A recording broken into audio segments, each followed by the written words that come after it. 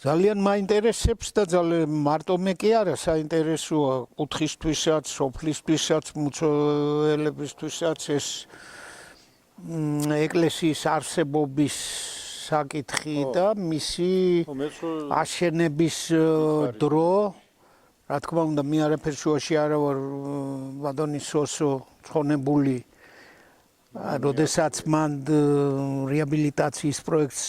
საკეთებდა მაშინ გამოუთქვა მსაზრი რომ მოკლედ ეკლესია რა თავისი ხო გარშიოსთან ხო და ირაკლის შუთიძეს დავადების დღის ის მოუწყო გარშიამ პატარა კეიფი ხო შუთიძე ცხენით წავიდა მისთვის ის ხო ვერ დადიოდა შო უჭირდა ფეხები ცხენით ჩამოიყვანდა მაშინ იქ ლაპარაკობდა რა ეკლესიის ნაშთი აშკარად თუ თავის რაღაცებით რა ვიცი ამბიონი რაღაცა რელიეფზე მორგებული ხო გაწმენდილი არის ესა გაწმენდილი კი არა გასაწმენდია და ზედა აი ამ თავისი შიდა სივრცეზეა ლაპარაკი რომ ეს უნდა ყოფილიყო ეკლესია რა და იმდენად კარგად არის ჩამჯდარი იმ ანსამბლში რომ მე ვფიქრობ რომ აი რაღაცა გარკვეული ახლა ძნელი წარმოსადგენია რომ მთლიანად რაღაც ერთ დროს აშენდა ეგუბნები რა მუცოს ნაქალაქარ ციხე ქალაქის ასე ვთქვათ განაშენიანება ერთ დროს არ უნდა მომხდარიყო მაგრამ მაინც ისე კარგად არის ჩამჯდარი იქა რა რომ აი მშენებლობის რაღაცა გარკვეულ დროს იმ ზედა ნაწილში არის აშენებული ეს და თან ეს არ უნდა იყოს გვიანდელი თუ დაუშვებთ რომ მიცუ მშენებლობა დაიწყო სადღაცა ადრე შუა საუკუნეებში დაუშვათ მე-10 მე-11 მე-12 საუკუნეში აი მაშინდელი უნდა იყოს და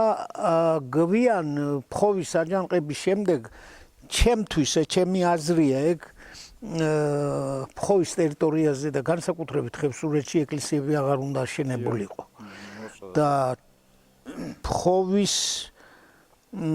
აჯანყებაც მე მაქვს ერთი ის არის რაღაცა ვერ ვიტყვი რომ დიდი მეცნიერული კვლევა ჩადებული იმ სტატიაში ეს არის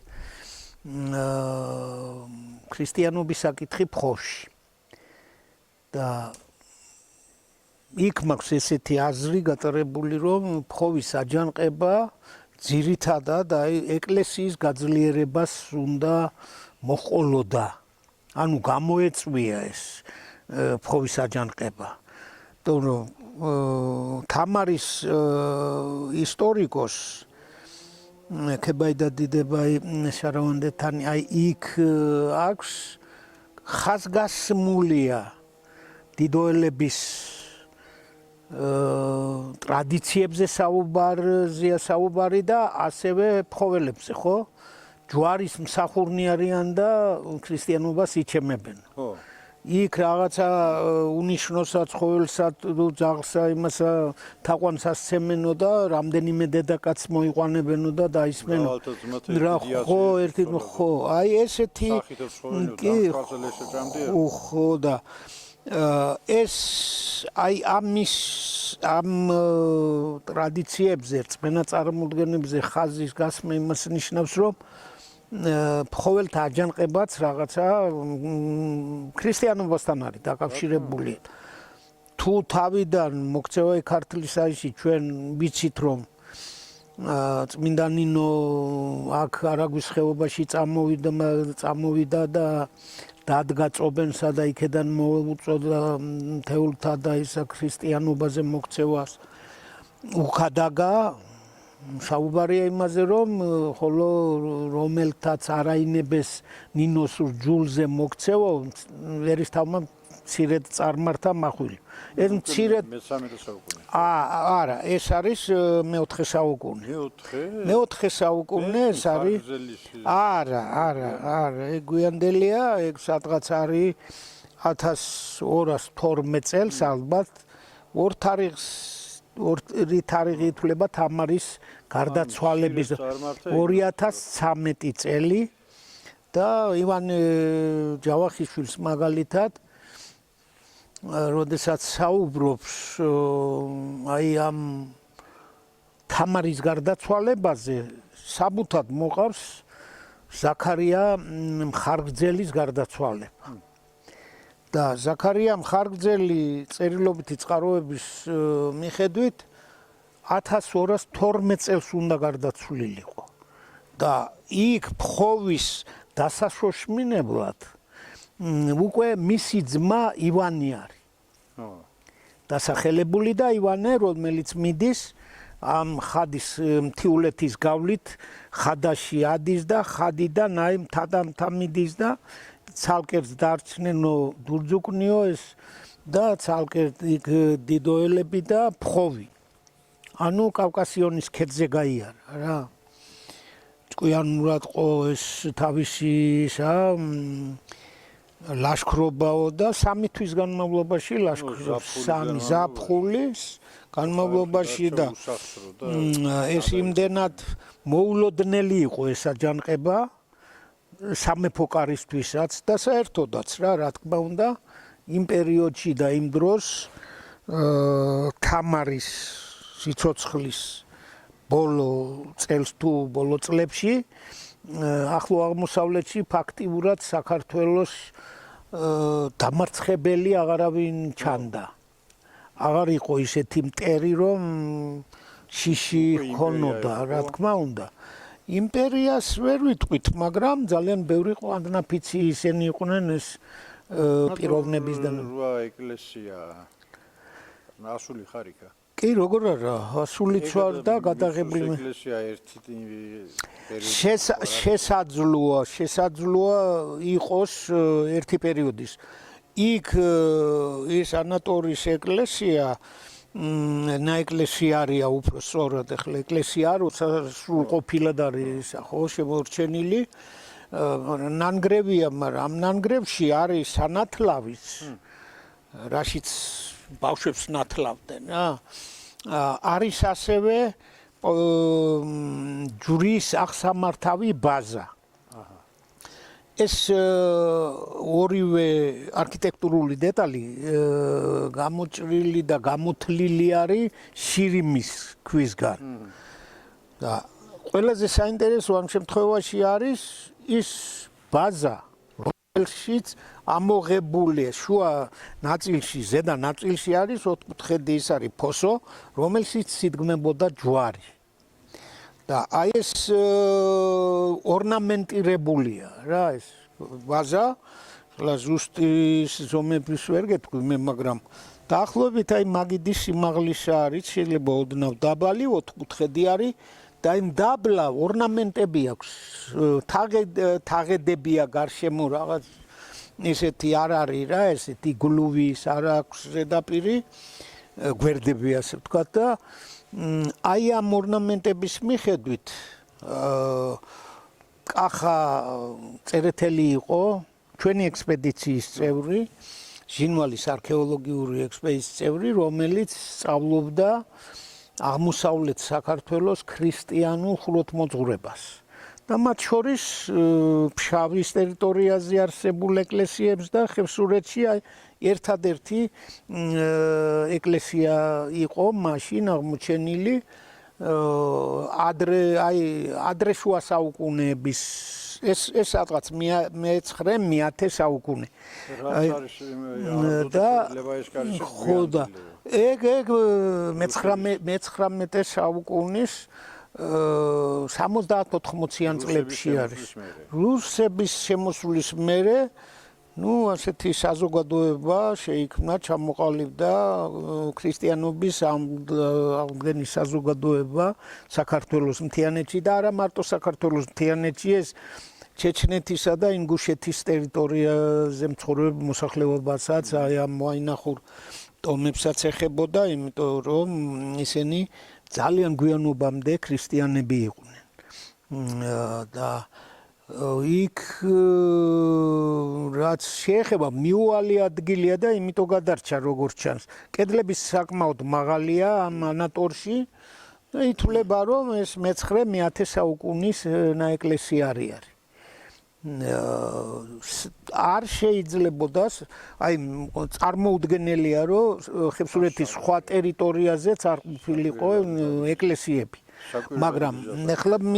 დავბრუნდეთ ისევე იმ აჯანყების იმას ხო ამბავს რომ დავბრუნდეთ წარმოუდგენელია რომ ფხოველებს არ სცოდნოდა იმ ომების და იმ თვითონაც მონაწილეობდნენ თამარის დროს წარმოებულ ომებში როგორ ძლევამოსილად დამთავრდა ქართველების სასარგებლოდ ის ომები ხო ბასიანისა იყო სხვადასხვა ის თუ ყველა ომი ფაქტიურად მოიგეს მაშინ ქართველებმა და აი ზუსტად ამ დროს ჯანყდება ფხოვი თვითონაც მონაწილეობდნენ ამ ომებში. არის რომ მთიელები იღებდნენ მონაწილეობას თამარის დროს წარმოებულ ომებში და სხვათა შორის არის კიდევ ერთი ესეთი არც თუ ისეთი ესეთი სასიამოვნო ინფორმაცია რომ თამარს რომ აუჯანყდა თავისი ბიძაშვილი დემნა და დემნა მაგდროს სპასალარი იყო ივანე ორბელი და მიემხრნენ ამ იმას რა დემნას და ამ დემნას აი ამ აჯანყებულთა მხარესაც ჩანან მთიელები თუ მთიულები თუ ფხოველები და მე ამას იმიტომ ვამბობ რომ არ იყო ესეთი მოწყვეტილი მთა ბარში მიმდინარე პროცესებისგან მაგრამ რა იყო მიზეზი თანაც ისტორიაში წერილობით წყაროებში არ ჩანს ის რომ დაიძრა ეს ფხოველთა ლაშქარი და ბარს დაესხა თავს ხო არიან იქ დაიწყეს ტყვევნო ხოცვაო და აი ეგეთი ის არის რა ქართლის ცხოვრებაში ამ ფხოველებზე საუბარი და ვისი ტყვევნა ვისი ხოცვა დაიწყეს ვინ არიან იქ ალბათ ეს არის სამეფო კარის წარმომადგენლები არიან თუ არიან და ალბათ უფრო უნდა ყოფილიყვნენ სამოდელო პირები ვისაც ქონდა აი ამ მიმართ პატარ-პატარა ეკლესიები რა თქმა უნდა ეგ დიდი ეკლესიები საშენება არც იყო საჭირო რომ მოგეხსენება ამ სოფლებში ხევსურეთის სოფლებში ყველაზე ხალხმრავალი და მაცხოვრებელი და ისეთი ალბათ 70-80 კომზე მეტი არ იქნებოდა და არც იყო 50 კომლი იქნებოდა ხო მაგდენის თუ იყო და რა თქმა უნდა პატარა სამლოცველოები ექნებოდა დაშენებული მაგრამ აი ამ ქრისტიანობას თავდაპირველად დაწყებული მე-4 საუკუნიდან ალბათ აი მე-12 საუკუნემდე და მე-13 საუკუნის დასაწყისამდე ქონდათ მისიონერული აი ამ ქრისტიანობას მისიონერული ხასიათი. მისიონერული ხასიათი ეს რას ნიშნავს რომ არ ითხოვს სამოდელო პირი, ბერი არის თუ მღვდელი ვინც არის ასწავლის იმათ ამ ქრისტიანობას მოუთხრობს რა თქმა უნდა ქრისტიანობაზე და შესაძლოა და არ არის გამორიცხული რომ წერა-კითხვასაც ასწავლიდნენ ისინი ვინც დაახლოებული იყო ამ მღვდლებთან და ურთიერთობდა სამღვდელოებასთან და იქაც იღებდა მონაწილეობას იმ ქრისტიანულ ლოცვებში და რიტუალებში მაგრამ მერე უკვე როდესაც გაძლიერდა ბარში და უკვე ფაქტიურად როგორც თქვი საქართველოს არ ყავდა გარეშე მტერი და არავინ არ ჩანდა საქართველოს დამარცხებელი აი ამ დროს როგორც ჩანს ეკლესიამ გადაწყვიტა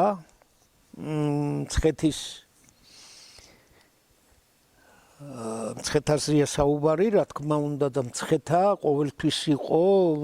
ამ მთელი როცა დაიშალა საქართველოს ერთიანი საქართველოს სამეფო აღარ არსებობდა და სამეფო სამთავროებად დაიშალა ხო აი მაშინაც კი მცხეთა ისევე წარმოადგენდა ამ ცენტრი იყო და ყველა რეგიონში ყველა სამთავროსა თუ სამეფოში მაინც მცხეთა იყო წარმართველი ეკლესიის პოლიტიკისა, მაგრამ აი როდესაც ეს ასეთი გაძლიერებულია სამეფო ხელისუფლება, აი ამ დროს ალბათ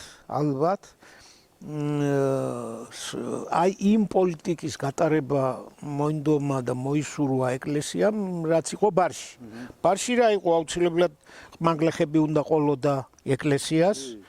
უნდა ქონოდა მამულები თავისი და რა თქმა უნდა საეკლესიო გამოსაღებიც კიდევ გადასახადი. შესაძლოა კიდევ ეს არის ვარაუდი, ჩემი ვარაუდი, რომ აი ამას უნდა მოყოლოდა ფხოვის აჯანყება. და მე რა თქმა უნდა იქ უკვე ეკლესიების და ამას მოყვა მე ჯალალედინი ჩვენთან იქ ბარში ჯალალედინის შემოსევები მოყვა მონღოლები და ფაქტიურად ეკლესია ვეღარ იცლიდა რომ მიეხედა მთისთვის რა. და რაც მთავარი ახლა მე 2008 წელს ხევსურეთზე მქონდა პროექტი იყო კულტურის სამინისტროსა კულტურული მემკვიდრეობის ობიექტების ინვენტარიზაციის ეს დაგვევალა ჩვენა აღწერა გადაღება თუ კი სადმე რამე იყო და ზეპირი გადმოცემებით ისე ჩანს რომ ზედაპირულად არა, მაგრამ რამდენიმე სოფელში ნაეკლესიარები უნდა იყოს. იმდენად არის ეს დანგრეული, ან ნადარბაზალს ეძახიან, ან ნასაყდრალს, ან რაღაც ეს ტოპონიმები არის შემორჩენილი რა. ხო და აი ისაც ახლა აი როგორი ის არის მაგალითად ფოლკლორისტები, ვინც რელიგიის ისტორიას სწავლობენ, ვინც ეთნოგრაფები კიდე და სწავლობენ და გამოქვეყნებულიც არის, ჩანაწერებიც არის, ხუცობის ტექსტები ხევსურეთში, რასაც ისმენდნენ, იწერდნენ ამას, მე გამოცემულია ბატონი ზურაბ კიკნაძე, რომელიც ძალიან დიდი მკვლევარი, დიდი მეცნიერი იყო.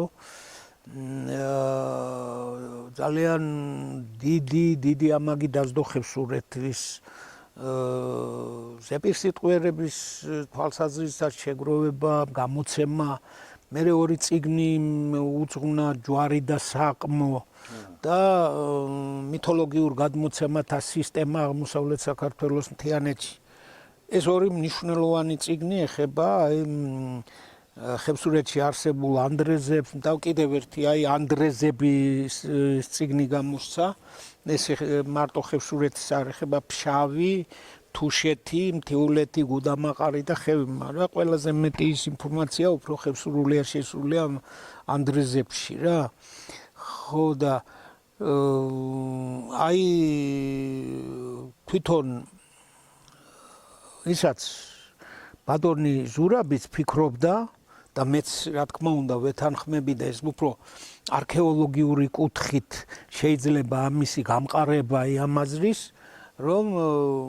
ის რაც არის დღესდღეობით ხევსურეთში შემორჩენილი ის რიტუალები სალოცავებში ჯვარ სალოცავებში ჩვენთან რაც იყო ეს არის ზედნაშენი რა იმისა რაც იყო ქრისტიანობა უკვე ეკლესიამ, ბარის ეკლესიამ და მცხეთის ეკლესიამ რომ ვეღარ მიხედა მთას, მე ხდება რაღაცა თითქოს იმ წარმართული რაღაცის რესტავრაცია, წმენა წარმოდგა და რელიგიის, მაგრამ არაფერი იქ ისეთი არ არის, რომ ჩვენ რაღაც ერთიანი რაღაც რელიგიის სისტემა დავინახოთ. არის ქრისტიანული ხო და აი წეღან ის ფოლკლორისტები და ეთნოგრაფები ვახსენე მე ხო ისინი რას თვლიან რომ აი ეს ტექსტები გვიან შესულია რა ხევსურეთში ხლა რომ მე პირიქით მგონია იქ ისეთი რაღაცა ტერმინებია ისეთი ტოპონიმებია აი სახელწოდებები იერუსალიმი ერუსალიმეთი და რაღაცა და ძველ აი ის რაც არის ნათარგმნები და იქაც ეგრე წერია. აი ისეთი რაღაცა არის თითოეული სიტყვა, თითოეული რაღაც სახელწოდება, რომ აი იმ ძველ ქართულ თარგმანებს ის უნდა მიუსადაგოთ და თქვა რომ ის რომელი საუკუნისა ის არა მე-8, მე-9, მე-10 საუკუნე. ამდენად მე ვფიქრობ რომ ვინც დაახლოებული იყო იმ სამღვდელოებასთან, ვინც იქ წირვალოცვას ესწრებოდა ხევსურეთში, იმათ ზეპირი ცოდნა ჰქონდათ რა და როდესაც უკვე ის ეკლესიები დაინგრა იმის შემდგომ, დაანგრიეს ამ აჯანყების შემდგომ, ხო? აი მერე დაიწყეს ამ ჯვარ ხატების სალოცავების მშენებლობა. მაგრამ არა იმ სახით. ანუ როგორც ბატონი ზურაბი იტყობდა, მოხდა ქრისტიანობის პაგანიზაცია. ეგ გახალხურება რაღაცა ისეთი ის, რომ არც წმინდა ქრისტიანული ეკლესია აღარ არსებობს. მოდელი აღარ არსებობს და ვერ ვიტყვით იმას, რომ ის წმინდა ქრისტიანული რიტუალები ტარდება, ან რაღაც საეკლესიო რაღაც მსახურება ხდება. ეკლესია არ არსებობს და ბუნებრივია ვერ ვიტყვით მაგას, მაგრამ მაინც არსი და ისეთი შინაარსი მაინც ქრისტიანულია რაღაცები შემორჩენილი. იმისი თქმა მინდა რომ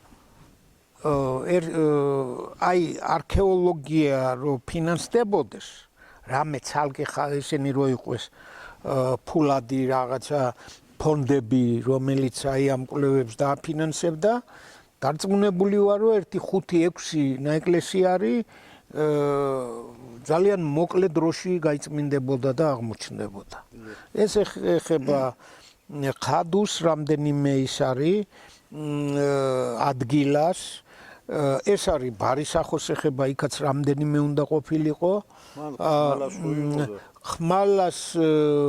იყო რა თქმა უნდა, ასევე არის მოწმაო და რამდენიმე შეიძლება ჩამოთვლა რა კიდევ იმით ხმალას რაც იყო ის ხმალას როგორც ჩანს უფრო აი მე-4-მე-5 საუკუნიდან უნდა ყოფილიყო მან ეკლესია აშენებული ხმალაში. მერე შეიძლება ისევე ის იმ პროცესებმა იმ სხერპლა რაც აი ფხოვის აჯანყების დროს ის აქნა იქ წარიმართა იმაში ფხოვში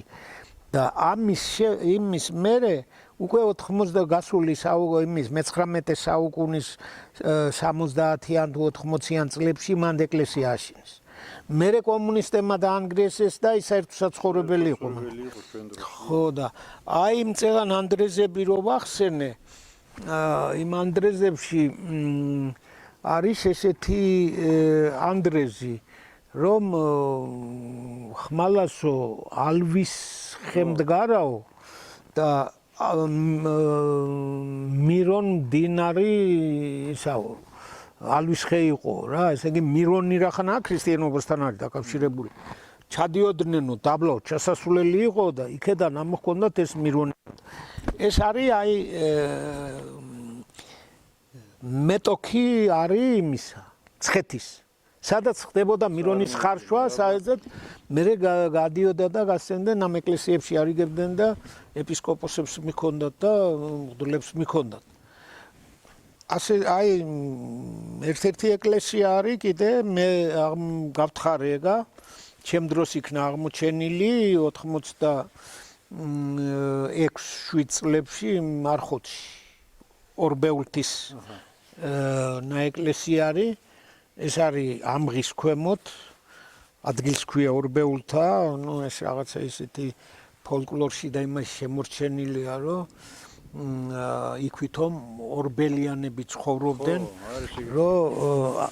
ორბეულთა გორშეღიმის კი ჩვენთანაც არის ორბეულთა და ახლა ეს ფოლკლორი და ზეპირი გადმოცემები ყოველთვის რეალურ ისტორიას არ ასახავს რა ეს შემდგომ შექმნილი ეს არის იქ ნაგებობები რაღაც 1-2 ის არის რა ყორებია რა ჩანს მაგრამ მე რო ავედი იქ იყო ესე მოედანი ეს ქედი მოდის კლდოვანი ქედი მე არის უკვე ფრიალო ისა და ეს ასის კალაპოტს გადახურებს რა იმას ასას მდინარე. საკმაოდ მაღალი ის არის ქედი და მოსწორებული იყო. აი რო დავინახე ხლა რელიეფი რაღაცა გამიკვირდა, იმიტომ რომ მოდის ეს ქედი, კლდოვანი ქედი მოდის და უცებ პატარა მოედანია რა. და ხო, ეს ციკლაური იყო ჩემთან ერთად. უფრო სწორად იმან ამიყვანა და მაჩვენა უნცროა ზურაბ ციკლაური, სტეფან თუნცროა და მე ვთხარია ეს მაინტერესებს მეთქი რა ეს ადგილი.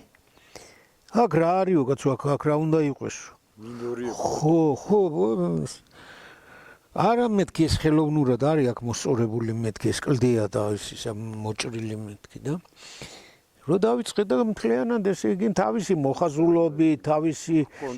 კონტურები გამოცდა 50-60 სანტიმეტრის სიმაღლის ეს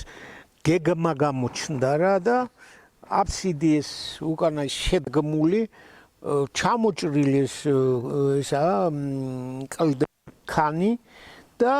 ეს კარგად ეს ოთხკუთხედი ესეთი მომრგვალებული და მე თან კიდე ამ საკურთხევლის წინ ჯვრის აღსამართავი ბაზა და ბაზა ეს არის არა შირიმის ქვისგან გამოთლილი არამედ იმით ფიქალით აშენებული და შუაში ქონდა ჯვრის ჩასადგმელი ეს რა ღრუ პატარა ფოსო რა ეს ამოგრუტული ის იყო და აი მესამე გამოდის ისევე ის მუცოს თუკი დადგინდება ის ახლა რა დროს არის აშენებული თუ იქნება იქ პატარა რაღაც აი არქეოლოგიური ნივთი რაღაცა ისეთი ის არის არა სიღრმეში არა მაგრამ იქ არ არის ის ხო კონტურიც შეიძლება იქ როცა ჩაინგრა თვითონ საეკლესიო რამე ინვენტარი თუ რაღაცა არის გატეხილი აი ეგ არის იქვე არის სამარხია იქვე და იმდენად ის არის რომ ძალიან ძნელია მიუდგე ეს უკვე ჩანგრეული ეს ნაწილი სამარხისა და დროთა განმავლობაში ისაც დაიკარგება რა და ახლა ეს არის აუცილებლად და ალბათ ასეც იქნებოდა სამღვდელო პირი არის დამარხული იქ და ეს სამღვდელო აუცილებლად რაიმე ქრისტიანული ატრიბუტიკა ჯვარი ან რაღაცა მედალიონი ან რაღაცა და მაგიტომაა საინტერესო მისი გათხრა და მოგცემდა უკვე რაღაც ახლა მე-11-მე-12 საუკუნეებზე არის საუბარი რომ ეს ციხე სოფელი ამ დროს უნდა იყოს აშენებული რა საკმაოდ კარგი წიგნი გამოსცეს სამი ავტორია ქალბატონი ამ წიგნისა საქართველოს მთიანეთის გამაგრებული ციხე-ქალაქები რა ეგეთი ზუსტი იმას ვერ გეუბნები ახლა სახელწოდებას მაგრამ არის მუცო არის შატილი არის იქა კისტანი ამ შეტანილი სვანეთიც არის და ძალიან მაგარი იყო არის მაგრამ ისია მოწყვეტილი ცენტრალური ხეობიდან იქ იშვიათად უნდა ხდებოდა რა იცი ხება დაიშალა გუროში რა ახლა ალბათ არც იცოდნ არ ვიცი მე გუროში 4 ციხე უნდა მდგარიყო 4 ის რაც ჩანდა აი შატილისკენ ომიდიოთ ხო სახვევნის ეძახიან თუ რას ეძახიან პირთ ხო აი მანდედან ჩანდა ის მე გადავიღე ფოტო 2000 წელში მე 2008 წელშიც ვიყავი და აი იქით უკანა მხარე მონგრეული ქონდა მაგას სამ კუთხეზე იდგა რა ეს გადაღებული მაქვს